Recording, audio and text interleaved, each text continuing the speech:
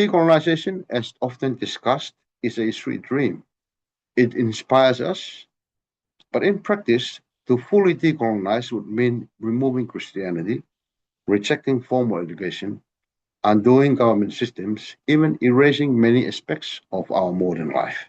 Maorelei, Talo Falawa, Lisa Pulavinaka, Kiorana, and warm Pacific greetings to you all, my Pasifika family and friends. And for those of you who are watching this video, I warmly welcome you all to Edrienia and our amazing channel.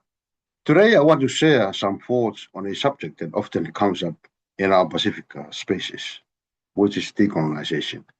Many people talk about the need to decolonize, to strip away everything brought by colonial powers. And while this dream sounds beautiful, I believe the reality is not so simple. In fact, much of what we call colonial has already become part of us as Pacifica peoples. And let me share with you some of the reasons why I say so. First, Christianity is already part of our Pacifica identity. When missionaries first arrived in the Pacific, Christianity came as part of the colonial project. Yes, it replaced or reshaped many of our traditional beliefs, but generations later, Christianity is no longer just a foreign religion. It has been woven into our families, into our communities, and even our cultural ceremonies. For example, baptisms, weddings, funerals, blessings, these are inseparable from our lives. Christianity is not just colonial anymore, it has become part of our cultural DNA. So to say let's decolonize by removing Christianity is almost like saying we must cut away our own family life. It is already deeply embedded. Secondly, education systems as both chains and tools to all of us in the Pacific. Our schooling systems were modeled on European education, such as classrooms, exams, degrees, and it has been like that from the past and even in the here and now. Many argue the system disconnected us from indigenous knowledge.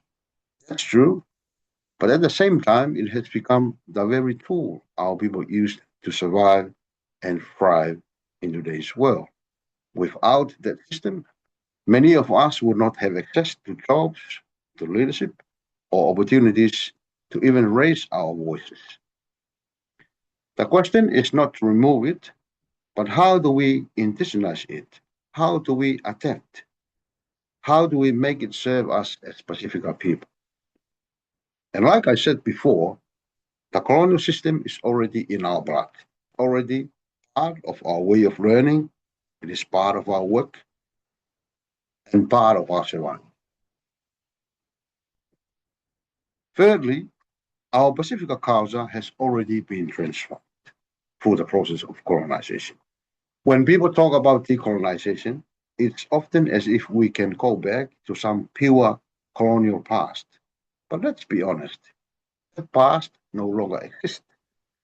Our languages are mixed with English.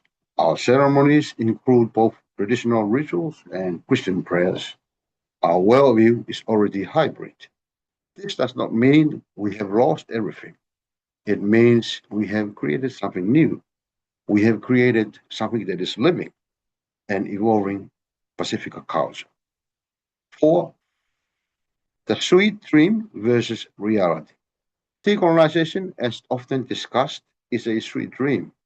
It inspires us, but in practice, to fully decolonize would mean removing Christianity, rejecting formal education, undoing government systems, even erasing many aspects of our modern life. How real is that?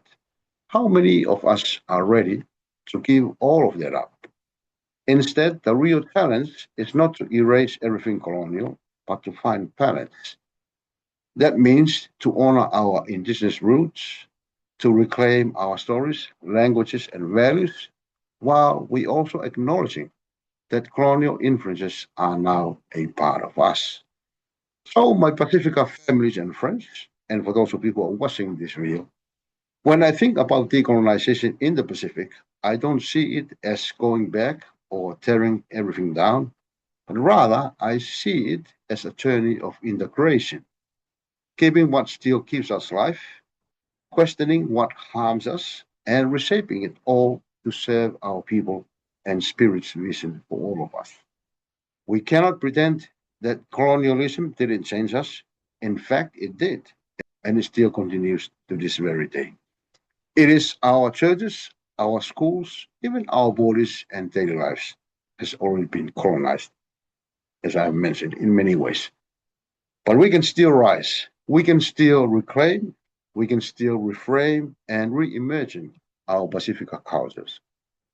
So, with that, my friends, I would like to leave with you some thought provoking questions to encourage you to comment, to engage with, and to invite you into a talanoa or a conversation. First, do you believe full decolonization in the Pacific is possible, or is it more about finding balance between the old and the new?